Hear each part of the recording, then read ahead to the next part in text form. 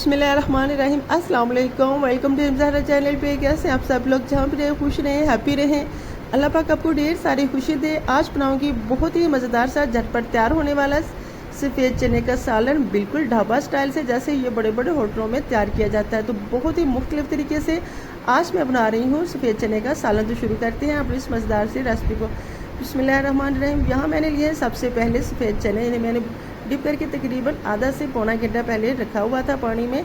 200 ग्राम के करीब मैंने सफ़ेद चने लिया है। इसमें मैंने शामिल कर दिया 3 दरमियाने साइज़ के प्याज, कुछ इसमें मैंने लहसुन की शामिल कर दिया है और इसमें 2 बड़े टमाटर शामिल किए हैं, साथ ही इसमें सब्ज़ मिर्चें शामिल की हैं और इसमें ली है मैंने ग्रीन टी के 2 साशे पैक। अगर आपके पास ग्रीन टी नहीं है तो आप इसमें सादा चाय की पत्ती लेकर किसी पोल्ट्री में बंद करके इसमें शामिल कर सकते हैं। कुछ खड़े मसाले हैं जिसमें है काली मिर्च है, सफ़ेद ज़ीरा है और इसमें दालचीनी है, लौंग है और कुछ एक बड़ी इलायची है और 4 से 5 अदद इसमें मैंने शामिल की है गोल मिर्च रेड वाली।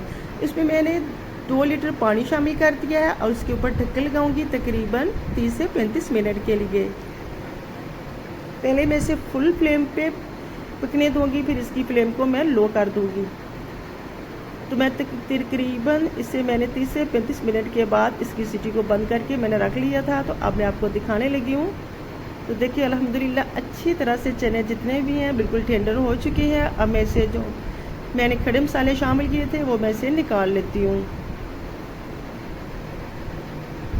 तो सभी को अच्छी तरह से मैंने सबको निकाल लेना है 1 बाय 1 करके।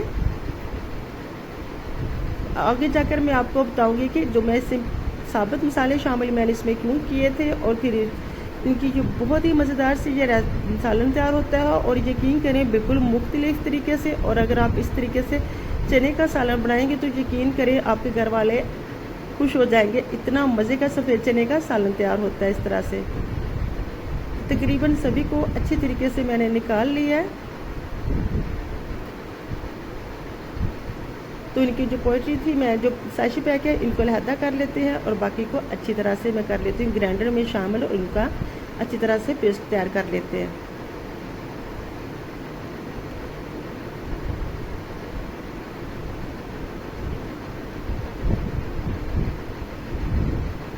चलिए जी, इसे मैं अच्छी तरह से ग्राइंड कर लेती हूँ। देखिए मैंने 1 चम्मच भर के घी का शामिल कर दिया और जितना भी मसाला था उसे मैंने अच्छी तरह से ग्राइंड करके इसमें शामिल कर दिया। ध्यान रहे जब आप इस तरह से मसाला तैयार करेंगे तो इसके छींटे बाहर लाजमी आएंगे।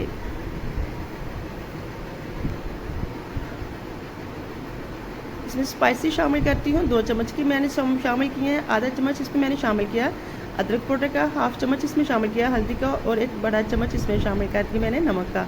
बस इतने से मसाले शामिल करने हैं और इसमें कुछ भी शामिल नहीं करना।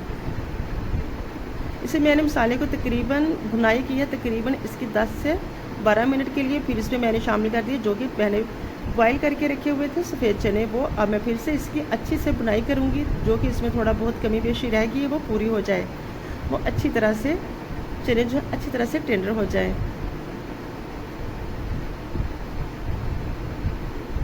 तो मसाले को अच्छी तरह भूनने के बाद मैं इसमें शामिल करूँगी पानी मैंने इसमें दूसरा बिल्कुल भी शामिल नहीं करना है। जो चने के मैंने बॉयल करते वक्त पानी शामिल किया था उसी को बचा के रख लिया था, वही पानी मैं इसमें शामिल करूँगी।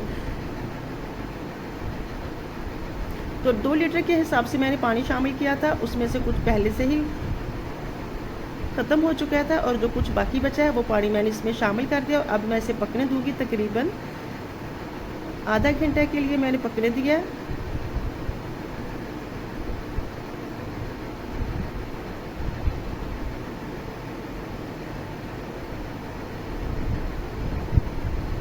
थोड़ी सी मुझे कमी लग रही है इसलिए मैं इसके ऊपर दोबारा से ढक्कन देकर इसे पकने के लिए छोड़ दूँगी। चम्मच चलाऊँगी ताकि जो चने हैं थोड़े से मेल्ट हो जाए, वो अच्छे लगते हैं।